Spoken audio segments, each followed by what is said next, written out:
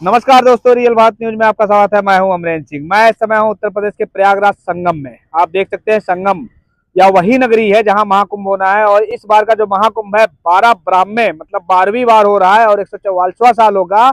आप देख सकते हैं किस तरीके से इस पवित्र पावन नगरी को किस तरीके से सजाया जा रहा है। महाकुंभ में मात्र 10 दिन बचे हुए हैं और इसको दुल्हन की तरह सजाया जा रहा है। और कहीं ना कहीं जो सरकार की मंशा है कि इस पर्व को दुनिया का सबसे बड़ा महापर्व बनाना है, तो इसमें आप देख सकते हैं किस तरीके से इसको सजाया जा रहा है। ये देखिए नल का, आप पास आ जाइए, कैमरामैन से कहूंगा पास आ जाइए। ये नल लगाया जा रहा है। इस नल का प्रयोग जो यहाँ पब्लिक आएगी, जो इस संगम नगरी में आस्था की डुबकी लगाने वाले श्रद्धालु आएंगे, भक्त आएंगे, उनके लिए ये व्यवस्था की जा रही है। और निश्चित रूप से या कहीं ना कहीं पानी की पूर्ति करने के लिए सरकार की तरफ से सारी चीजें निःशुल्क होंगी। और ये लोग यहाँ पे जो काम कर रहे हैं वर्कर, कहीं ना कहीं कहा जाता है कि इस बड़े भव्य पावन समारोह को संपन्न करने में इनका सबसे बड़ा योगदान होता है, क्योंकि इन्हीं की दिन रात मेहनत के बदौलत, जिनको हम मजदूर बोलते हैं, इन्हीं की दिन रात मेहनत के बदौलत ये इतना बड़ा कार्यक्रम संपन्न हो पाता है, जो कि दुनिया का सबसे बड़ा कार्यक्रम कहलाने वाला है, दुनिया का सबसे बड़ा महोत्सव कहलाने वाला है। एक मिनट आप पास आ जाइए। आपका नाम क्या है? सरोज पटेल। सरोज पटेल जी, नल लगाने का काम आप लोग कर रहे हैं? जी हाँ। कितने लोग हैं आप? हम यहाँ तो 4 आदमी। 4 आदमी हैं। कितना नल लगा चुके हैं अभी तक? आज आज 8 नल। कितना टोटल कितना नल लगा चुके हैं लगभग? अरे कम से कम 500 नल लग गए। 500 नल लग गए हैं। और कितने नल लगने हैं लगभग? अरे तो कम से कम लगी 15,000। 15,000 नल।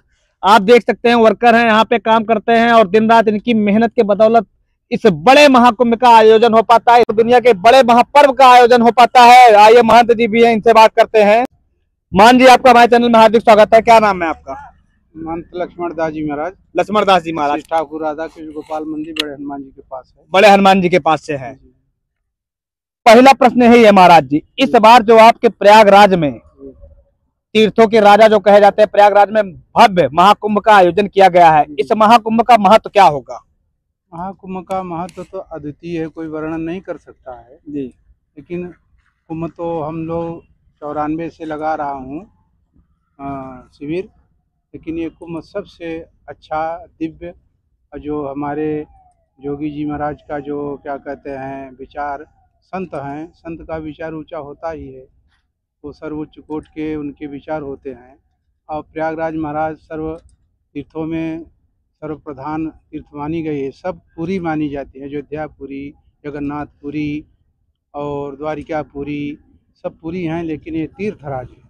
ये तीर्थराज है, मतलब तीर्थों के राजा हैं। तीर्थों के राजा, इनसे बड़ा कोई तीर्थराज नहीं है। अक्षयवट जहाँ विराजमान है, जहाँ किसी का कभी किसी काल में नाश नहीं है, यहाँ तीनों धाराएं विराजमान हैं। समुद्र कूप अपने आप में यहाँ सबसे प्रतिष्ठित है। प्रतिष्ठानपुर जो है समुद्र कूप, गंगा जमुना सरस्वती नहीं आई थी, उस समुद्र कूप का जल लेकर ब्रह्मा जी ने यहाँ 10,000 अश्वमेध यज्ञ किए हैं। 10,000 अश्वमेध। 10,000 उस ये आप दशाश्वमेध घाट पर खड़े हैं। ये सामने गंगोली शिवाला है, बेणी माधव जी का ये पताका सीधा दिखाई दे रहा है। दिखाइएगा कैमरामैन, जूम करके दिखाइएगा आप। बेणी माधव जी हैं ये। और क्या कहते हैं, और बड़े हनुमान जी यहाँ विराजमान हैं, जो कि लड्डू खाने के लिए।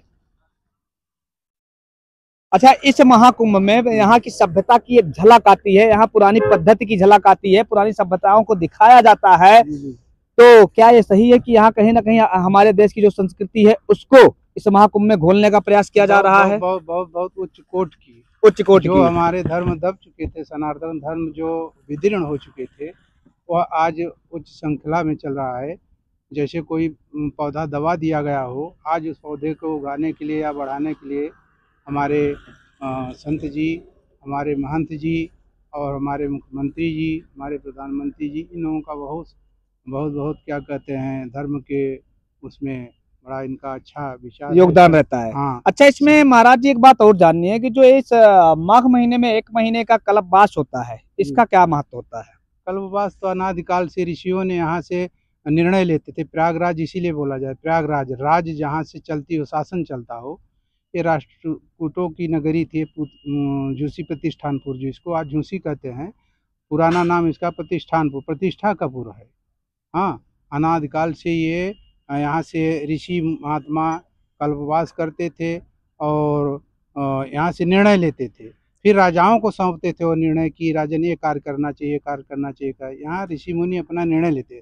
कहाँ हो सब ऋषि समाजा गोस्वामी जी ने लिखा, ऋषियों की समाज यहाँ होती। भरद्वाज मुनि बसाई प्रयागा लिखा गया। आज हम लोग यहाँ बड़े हनुमान जी पर हैं, कहीं छोटे मोटे स्थान। हमारा सबसे पुराना है, 200 वर्ष पुराना मंदिर है। आज तक कभी वहाँ किसी की निगाह नहीं गई। गोस्वामी जी को कोई घुस नहीं दिया था। भरद्वाज मुनि बसे प्रयागा, भरद्वाज मुनि लिख देते कंटोनमेंट बसे प्रयागा। कंटोनमेंट है वो आज दिन आता है, कहता महाराज हटाओ इसको, मंदिर तोड़ेंगे, हमारी भूमि है। कौन कहता है? अरे कंटोनमेंट वाले आ जाते हैं, प्रशासन आ जाता है। कम 200 वर्ष पुराना मंदिर है हमारा, उस पर कोई ध्यान, कई बार मैंने मिला तो कोई ध्यान देने वाला नहीं है। अरे तो इतने बड़े महाकुंभ का आयोजन किया जा रहा है। हमारी मंदिर तो देखिए चल करके, बड़े श्री ठाकुर राधा कृष्ण गोपाल मंदिर है जी, और 200 पुरातत्व विभाग में दर्ज भी है।